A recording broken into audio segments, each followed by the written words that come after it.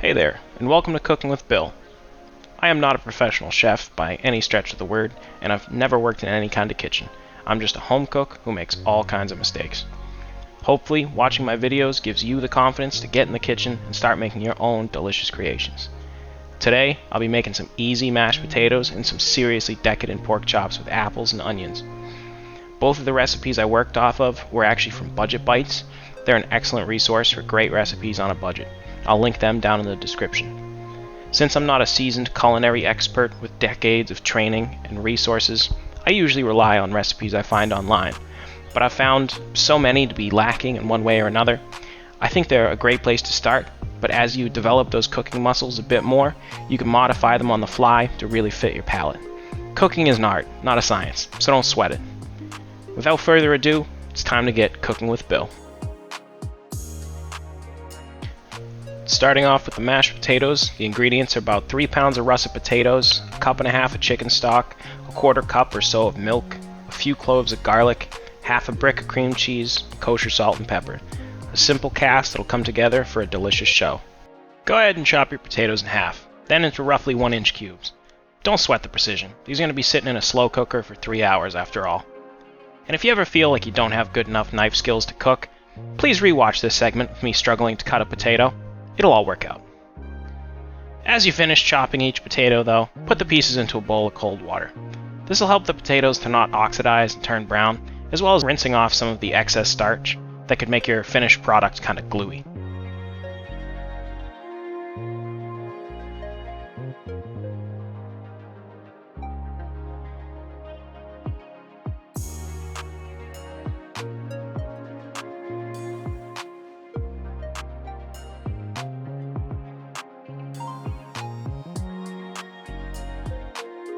As you can see, the clear water the potatoes went into is now cloudy, even just with a little agitation. And that's all due to just the excess starch being washed off.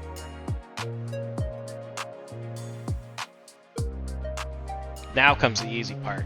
Drain your potatoes, load them up into your slow cooker. Add your chicken stock and garlic. You're ready to set this thing to high for 3 hours and walk away. I think I have a 7-quart slow cooker, and it could easily fit twice the amount of potatoes, despite what it looks like here. So you shouldn't have any issues if you have a slightly smaller model. This makes roughly 8 to 10 servings as a side dish, so you'll have 2 weeks of dinners. Freeze half of it, which is what I'm going to do.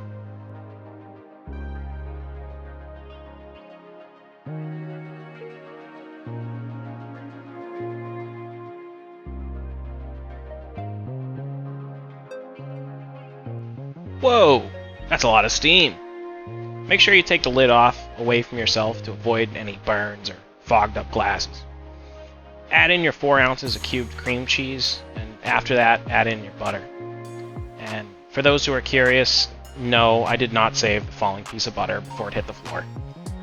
After that, add your milk, salt, pepper, and then get to mashing.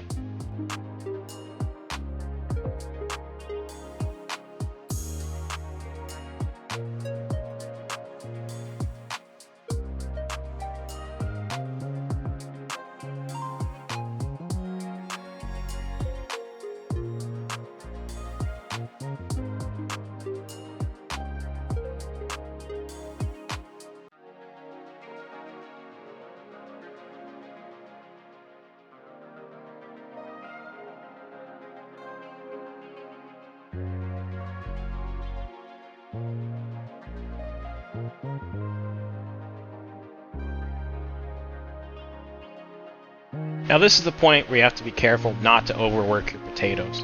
Get them in a spot just before the consistency you want, and let them sit for a moment. The starch will bind together and solidify the potatoes a bit once you're done mashing. It's like eggs. If they're done in the pan, they're dry on the plate. If you mash until it's exactly how you want it, it won't be. And clearly, the chef approves. Okay, so the mashed potatoes are done now. Up next is the pork. I've never made pork like this before, with a slightly sweetened mix of softened apples and onions, but I'm certainly glad that I did.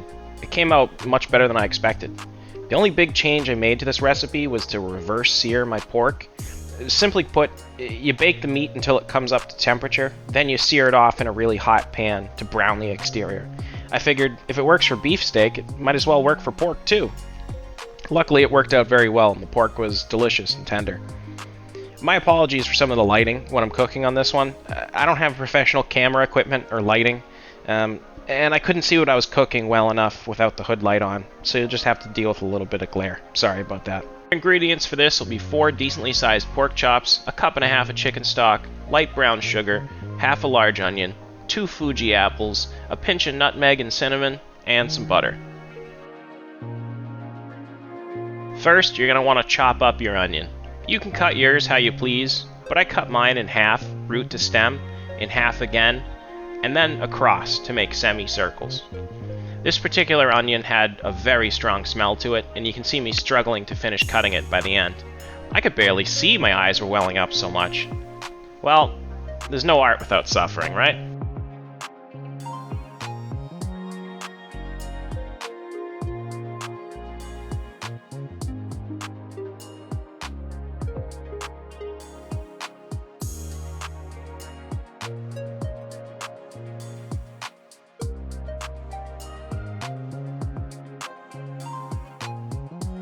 Once you have your onions chopped and in a separate bowl, go ahead and cut up your apples. I cut these second because I didn't want them to turn brown before cooking them. Don't stress too much on this, just make sure your cut apples don't have a huge variation in thickness and you'll be fine.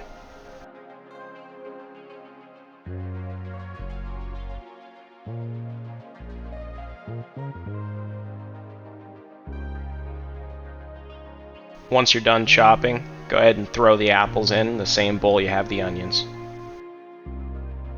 Preheat a large pan on medium-high heat and throw in a couple tablespoons of butter. Once the butter is bubbling, dump out your onion and apple mixture, stirring occasionally and letting them cook down. After a few minutes, add your chicken stock, nutmeg, cinnamon, and brown sugar, and then stir to incorporate. Keep this mixture on a simmer until your liquid reduces by about half and it looks like this.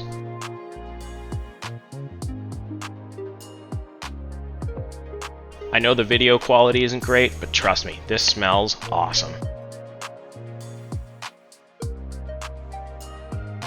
Once your pan is screaming hot, drop in your pork chops.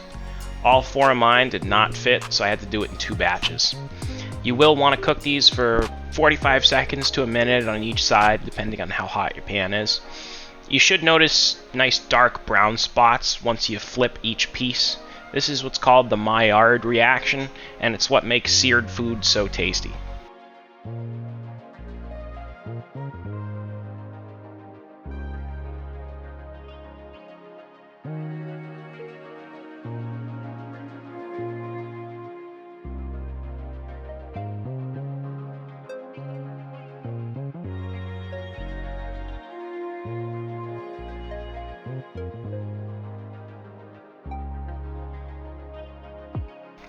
And as your chops are finishing up, you can also flip them over on their side and sear the fat cap on the side if your chops have one. I find this really improves the texture and flavor. Now you can kill the heat in the pan that you were searing in, as the residual heat will be more than enough at this point. Pour your apple and onion mixture into the pan and let it reduce. If you wanted some kind of reference for how hot the pan was, let this be it.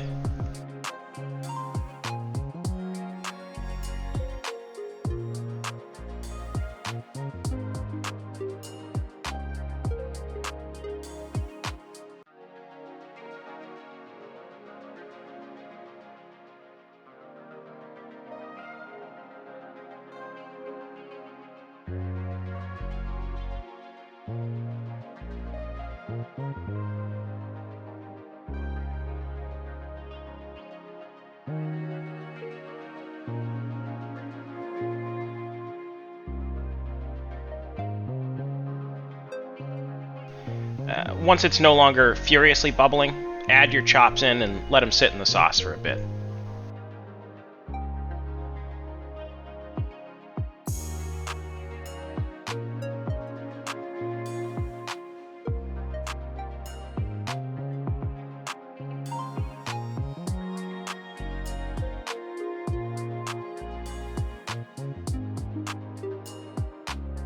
Wow, episode 2, and you made it all the way through.